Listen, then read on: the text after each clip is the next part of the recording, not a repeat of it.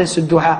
Ce verset, il est ajib, il est extraordinaire. Et malheureusement, nous les jeunes, Wallahi, illa man rahim Allah, sauf ceux à qui Allah Azza wa Jalla fait miséricorde, beaucoup d'entre nous, on est négligents avec nos parents. Et je dis beaucoup d'entre nous les pratiquants, beaucoup d'entre nous les jeunes, qui sommes soi-disant attachés à la sunna, qui faisons des efforts pour nous attacher à la religion, beaucoup d'entre nous, Wallahi, notre comportement, il a été influencé par la vie en Occident, et Wallahi, notre comportement, à bien des égards, il est loin du comportement qu'Allah Azza wa Jalla nous a demandé.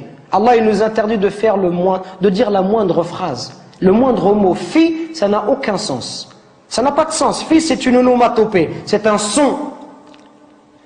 C'est un mot qui est composé de 2 lettres. C'est le mot le plus petit en arabe. C'est pour vous dire que si tu n'as pas le droit de faire pff à ton père, celui qui fait des phrases entières et qui lui dit tu m'as jamais rien appris, tu m'as jamais rien donné, et qui se plaint, ça c'est encore pire.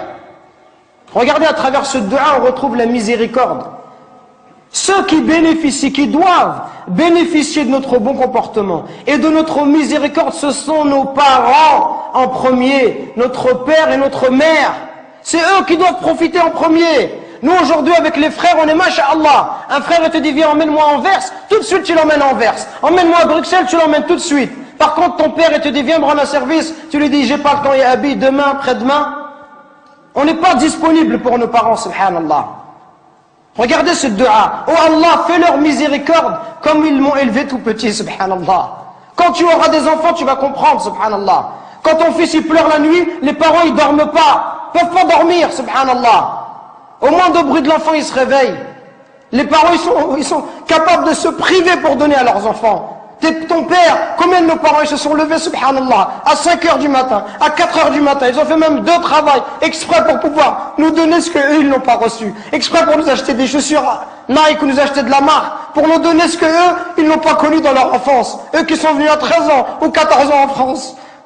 Et nous, subhanallah, on n'est même pas capable de leur rendre tout ça. On doit être miséricordieux avec nos parents. On doit les aimer, leur montrer de l'amour. Quand ils sont vieux, on doit être auprès d'eux, leur accorder du temps. Mais nous, quand on est marié, on préfère notre femme, on préfère nos enfants. Même le pont, certains, si sa femme va se disputer avec ses parents, il va toujours prendre le parti de sa femme, subhanallah. Il va faire des cadeaux à sa femme, mais jamais à sa mère. Il va emmener sa femme, il va jamais emmener sa mère. Pourquoi est-ce qu'on est comme ça? Parce que notre cœur, il est devenu dur. Al-Hassan al-Basri, rahimahullah, le jour où sa mère, elle est décédée, il pleurait. On lui dit, ya Hassan, t'es un imam. T'es un imam et tu pleures. Comment est-ce que tu peux pleurer? Il dit, je ne pleure pas parce qu'ils sont décédés. Je pleure parce qu'une des portes du paradis est fermée. Et c'est la même chose qu'on doit se dire. Et Wallah, c'est ce que je suis en train de me dire moi-même. Qu'on parle, conférence après conférence, khutbah après khutbah, et on dit comportez-vous bien, comportez-vous bien. Et Wallah, on est insouciant avec nos parents. Jusqu'au jour où nos parents vont mourir, et là on dira subhanallah, j'aurais voulu faire le bien, j'aurais voulu rester auprès d'eux, j'aurais voulu les accompagner, j'aurais voulu les consoler, j'aurais voulu les aider comme ils m'ont aidé, leur donner comme ils m'ont donné, patienter avec eux comme ils ont patienté avec moi. Qu'on se réveille avant qu'il soit trop tard, subhanallah. Qu'on se réveille avant qu'il soit trop tard, avant qu'on ne regrette. Et avant qu'on dise j'aurais aimé faire le bien, j'aurais aimé voyager avec mon père, j'aurais aimé passer du temps avec lui, j'aurais aimé rester juste m'asseoir, boire un verre de thé, parler avec lui, qu'il soit heureux.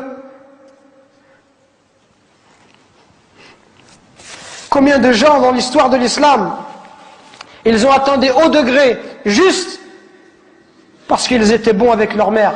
Uwais al-Qarani, considérés comme les meilleurs des tabi'in.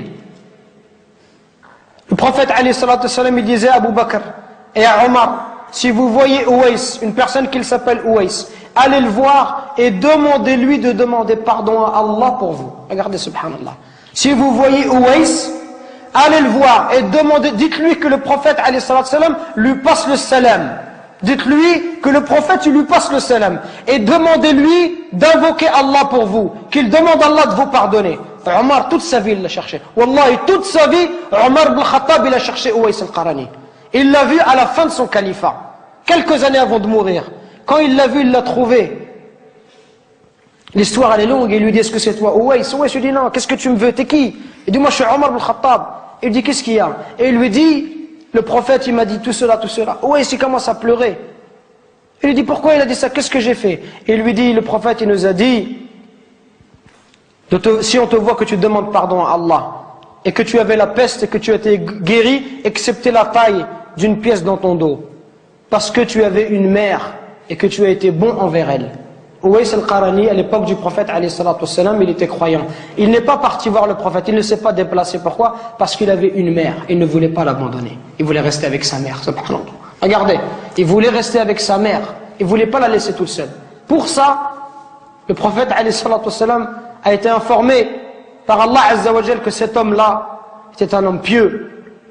Et Omar, il est parti le voir et il lui a dit, et Uwais lui a dit, moi je vais demander pardon pour toi.